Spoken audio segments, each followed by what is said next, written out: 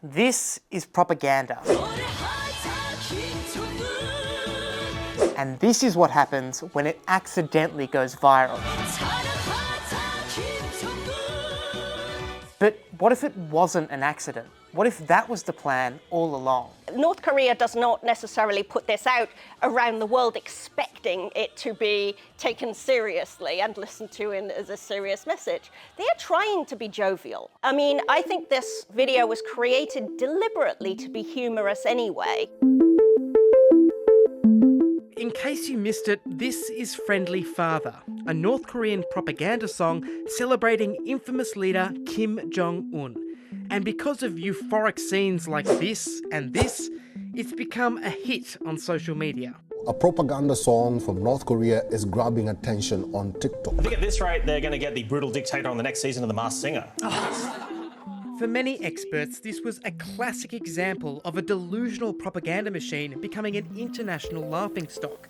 But propaganda and information warfare expert Emma Bryant says portraying Kim Jong-un as a figure of fun rather than fear has its advantages. While North Korea is very keen to exert its interests regionally, its ability to do that is enhanced by a more positive reputation worldwide, and Western support or lack of opposition is actually incredibly important. So, what is the meaning behind this song? The lyrics implore listeners to sing and boast about Kim Jong-un, a leader who is warm-hearted like your mother and benevolent like your father. This is about building an image of Kim Jong-un as the loving father of the North Korean nation, and someone that the North Korean regime wants the North Korean people to completely put their trust in, to look after them, look after their needs. That mirrors the legacy of North Korean founder Kim Il-sung.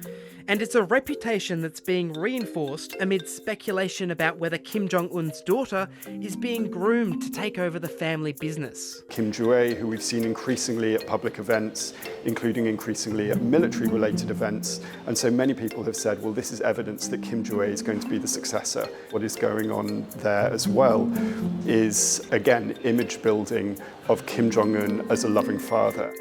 So, is social media buying it? Hi, my name is Jiwan Park. I am from South Korea and I do post videos on TikTok. Ji-hwan grew up seeing comedians make fun of North Korea, and Friendly Father isn't the first propaganda song he's heard. Foreigners, they take this, oh, it's more funny, it's more like, it's new to them. But for us, it's like, it's another North Korea propaganda songs. Ji-hwan posted his own take of Friendly Father, but not without a few doubts. Like, is it gonna be funny or is it gonna create some, dramas, or especially as a South Korean. When I see this type of video, I want them to know that they're releasing these videos and music just to soften up their images. Please do not glorify, North Korea. There's still lots of innocent people are dying. It's a pretty serious problem. Many social media users and content creators are quick to say they don't support the Kim Jong-un regime, nor endorse its human rights abuses. They are just sharing a catchy song that is obviously ludicrous propaganda. Filmmaker Anna Bronosky doesn't believe the North Korean propagandists had some grand conspiracy to go viral. And she might be right, because she's met a few of them. In 2012, I went to North Korea twice to film a documentary analysing North Korean propaganda film techniques and interviewing their leading directors, actors, composers, designers. There's a kind of moral panic going on right now. Why are Gen Z Western viewers so obsessed with this North Korean pop song? Does it mean that North Korea is using this Chinese-backed platform to spread its propaganda? I think that's a real overreaction. The whole point of art is it should generate debate across all sides of the political spectrum. And that's exactly what we're seeing with this parody. It's what we see often with more overt propaganda outputs from the West. These videos are just the latest in a long tradition of making fun of North Korea. From low-budget memes like this,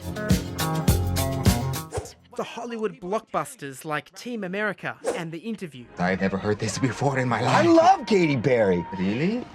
There seems to be this sense amongst Western mainstream news and entertainment media that North Korea is fair game. North Korea is part of the axis of evil, and then therefore it's fine to just, satirize their dictators. The fact that North Korea is isolated means that the parodies that we make in the West are operating in a kind of intel vacuum. We're fascinated by North Korea because no one really knows what's happening in North Korea. We'll probably never know whether North Korea wanted this to go viral or if it's just a hilarious mistake. But we do know that propaganda is often designed to be catchy. So the fact that people are singing and dancing to this song is no accident.